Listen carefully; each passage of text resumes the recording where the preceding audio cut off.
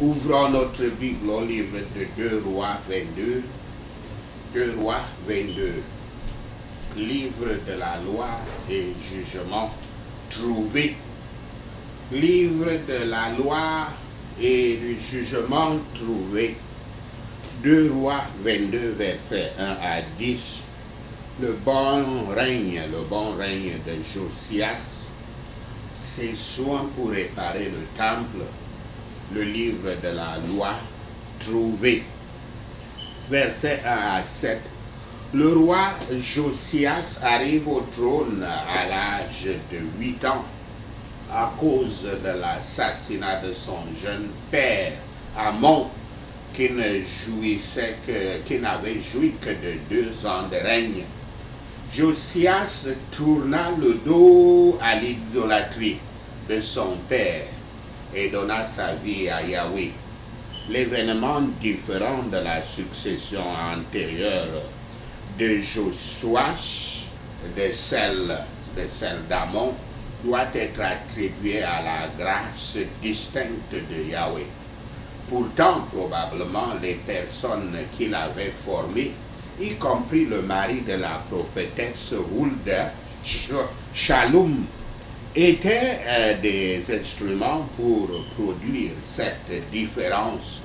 Son caractère était excellent. Si les gens s'étaient joints à la réforme aussi sincèrement que Josias persévérait, les effets bénis auraient suivi. Mais ils étaient méchants et devenaient des imbéciles, des fous dans l'idolâtrie. Nous n'obtenons pas la connaissance complète de l'état de Juda à partir des récits historiques, à moins que nous ne nous référions aux écrits des prophètes qui vivaient à l'époque. Josias comprit que le travail de réparation et de reconstruction du temple nécessitait une organisation et un financement. Il avait prêté attention à ces 2 besoins lorsqu'il demanda au grand prêtre Hilkiah de commencer l'œuvre du temple. Verset 8. En réparant le temple, le livre de la loi fut trouvé par le grand prêtre Hilkiah et amené au roi. Il semble que ce livre de la loi était porté perdu porté disparu, comme on dit, et manquant, négligemment mal classé et négligé, car certains jettent ainsi leur Bible dans les coins ou les laissent cacher malicieusement, mais pas perdus par certains idolâtres. Selon Deutéronome 31, versets 24 à 27, il devait y avoir une copie du livre de la loi à côté de l'arche de l'Alliance depuis l'époque de Moïse. La parole de Dieu était avec Israël par conséquent, mais elle était très négligée en ces temps-là. Cette négligence ne pouvait que se produire parce que Juda était en désobéissance prolongée envers Yahweh. Les soins de Yahweh pour la Bible, au moins sa partie de la Torah, manifeste clairement son intérêt pour elle, qu'il s'agisse de la seule copie ou non. Les choses clairement, les choses contenues dans ce livre étaient nouvelles, tant pour le roi Josias que pour le grand prêtre Hilkiah. Aucun résumé, extrait ou collection de la Bible ne peut transmettre ou conserver la connaissance de Yahweh et de sa volonté comme la Bible fidèlement traduite elle-même. Ce n'est pas toutes sortes de Bibles, mais une Bible fidèlement traduite qui traduit les Écritures saintes. ce n'était pas une merveille que les gens aient, et que les gens étaient si corrompus lorsque le livre de la loi était si rare. Ceux qui les avaient corrompus, sans aucun doute, avaient utilisé la ruse et les arts pour sortir ces livres de leurs mains. Mais dans leur cas, dans notre cas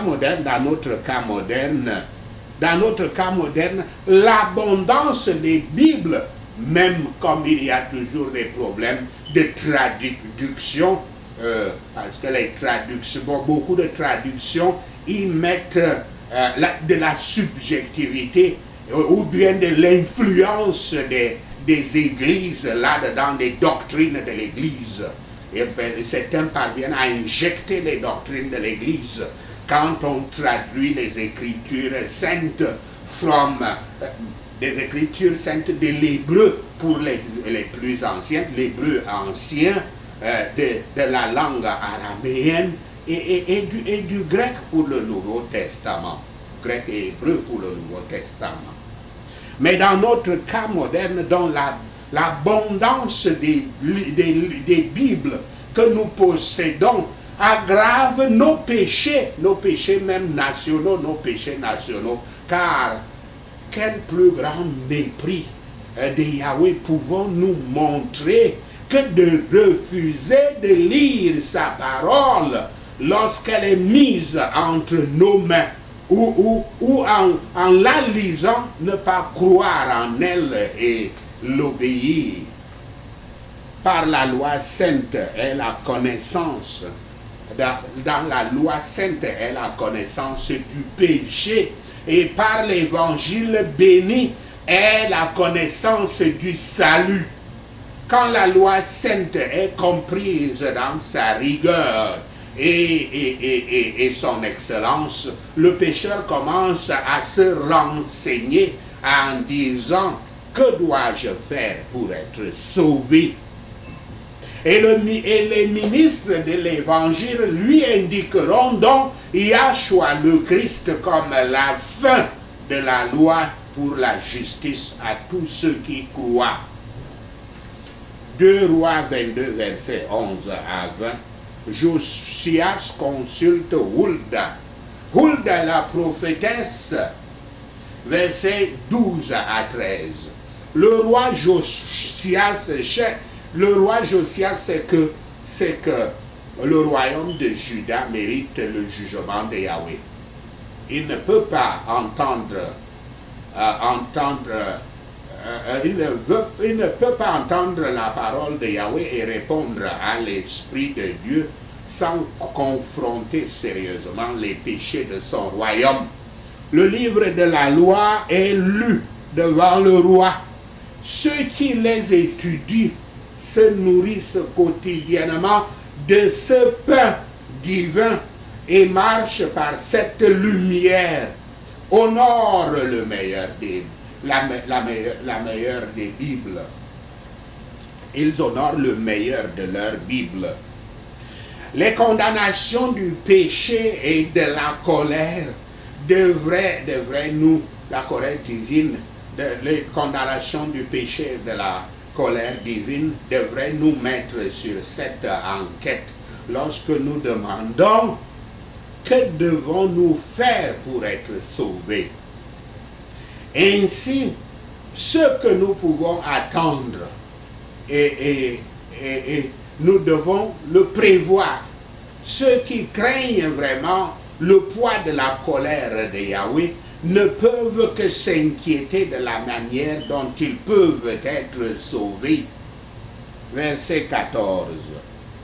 De la Bible seule, nous connaissons peu la prophétesse Hulda, autre que cette mention ici faite dans ce verset 14, et le récit similaire qu'on trouve dans 2 Chroniques 34, verset 22. Mais permettez-moi de faire ce récit de Hulda que j'ai obtenu du Tanakh. Le Tanakh, c'est le canon de la Bible hébraïque. Hulda, la femme de Shallum, fils de Takba, était l'une des 7 prophétesses mentionnées dans le Tanakh qui vivaient à des époques différentes. Ces 7 prophétesses étaient Sarah, Myriam, Déborah, Anna, Abigail, Hulda et Esther. Hulda avait vécu au temps du règne de Josias à Jérusalem. C'est à cette époque que l'esprit de prophétie, c'est-à-dire le Saint-Esprit de Yahweh, était venu sur elle et elle fut connue comme une prophétesse. Ce fut aussi le temps des prophètes exceptionnels comme Jérémie, Sophonie et Ézéchiel. Selon le Midrash dans le Pékiste Rabbati, chapitre 26, Jérémie prophétisa dans les rues de Jérusalem. Sophonie fit ses prophéties dans les synagogues et Hulda avait une école pour les femmes à Jérusalem où elle enseignait la parole de Yahweh en ce qui concerne les femmes juives, les mères et les filles. Je dois ajouter qu'en même temps aussi Ézéchiel, à la même époque, Ézéchiel, lui, il était prophète en captivité à Babylone, suivi donc par les autres, Daniel.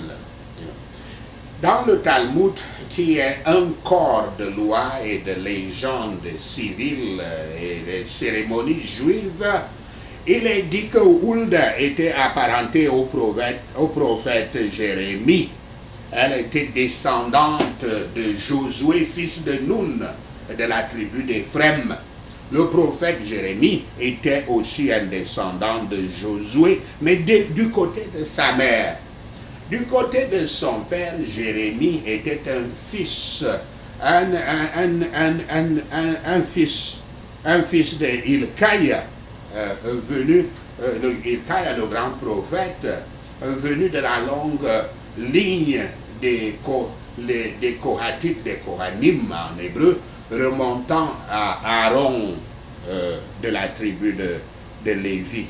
Le mari de Hulda, Shulam, occupait une place de choix dans la cour royale de Josias. Il était le gardien de l'armoire du roi, des robes et des vêtements du roi pour toutes les occasions. Il était également l'un des instructeurs du roi lorsque Josias était encore un enfant. Avec l'approbation du roi Josias, donc, Hilkiah, le prêtre, consulte cette femme pour une orientation spirituelle. Elle est reconnue dans le royaume de Juda comme enseignante de la loi, une prophétesse et une femme ouïente qui peut révéler la volonté de Yahweh.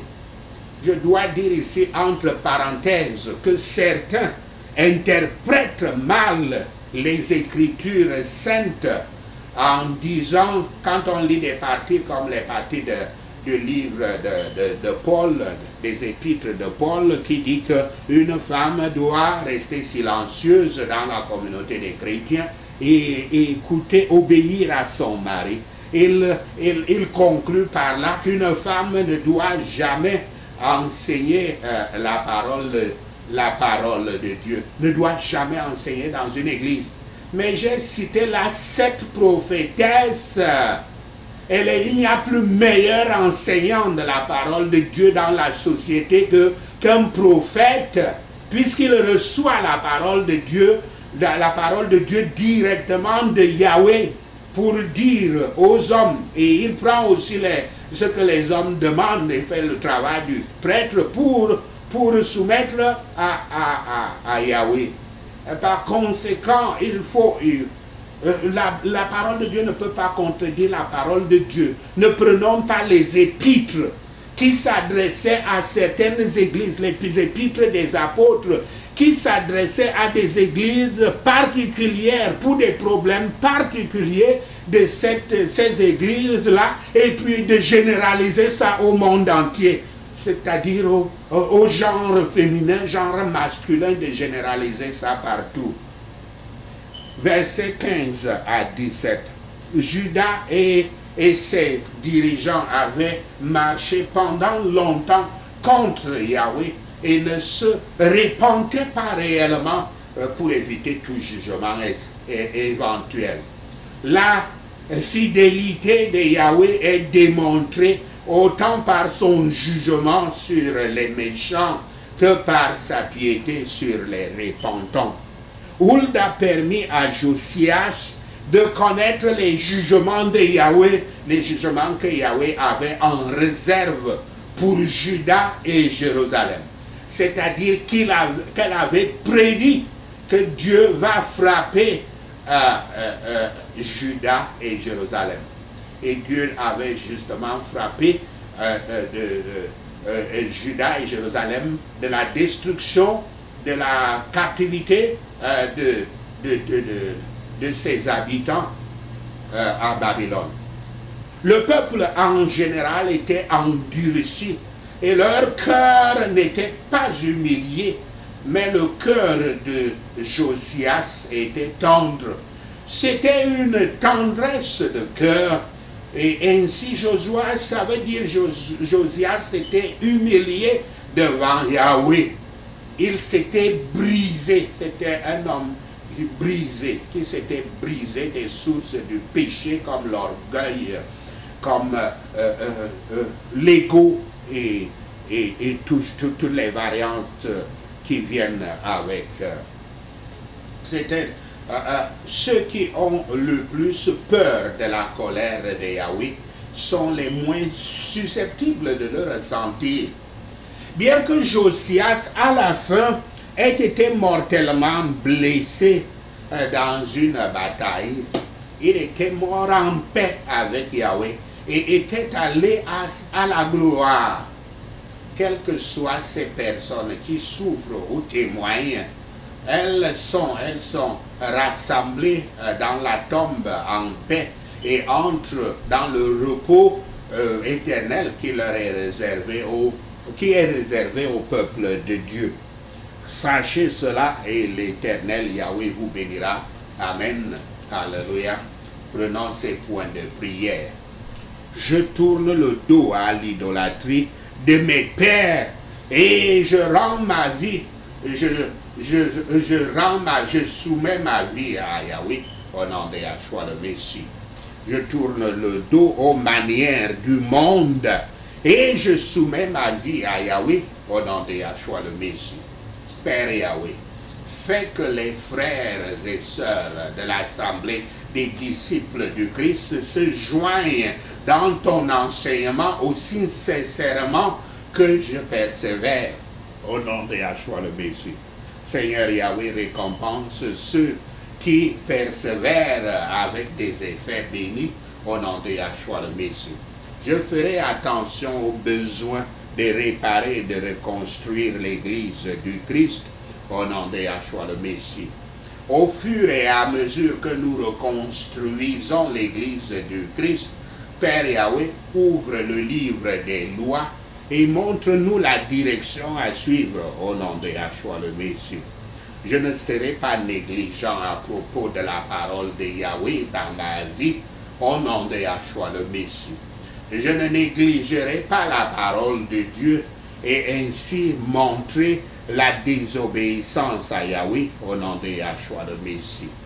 Quiconque utilise les ruses pour retirer la Bible des mains des gens afin de les corrompre reçoit le jugement de Yahweh au nom de Yahshua le Messie. Esprit Saint, donne-moi à la fois la connaissance du péché de la sainte loi et la connaissance du salut de l'évangile au nom de Yahshua le Messie. Esprit Saint, fais-moi comprendre la sainte loi dans sa rigueur et son excellence au nom de Yahshua le Messie.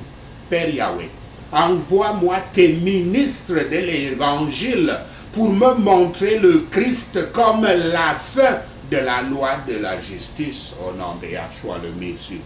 Je me répands de tous mes péchés, y compris mon péché de manque de brisement. Yahweh Shaphat, épargne-moi ton jugement au nom de Yahshua le Messie. Père Yahweh, par ta grâce, récompense mes efforts d'obéissance à la loi de justice. Merci Seigneur, au nom de Yahshua le Messie, nous prions. Merci Seigneur Yahweh d'avoir entendu nos prières. Merci Père pour tes réponses à nos prières. Seigneur, nous te rendons gloire, nous te louons, nous t'adorons.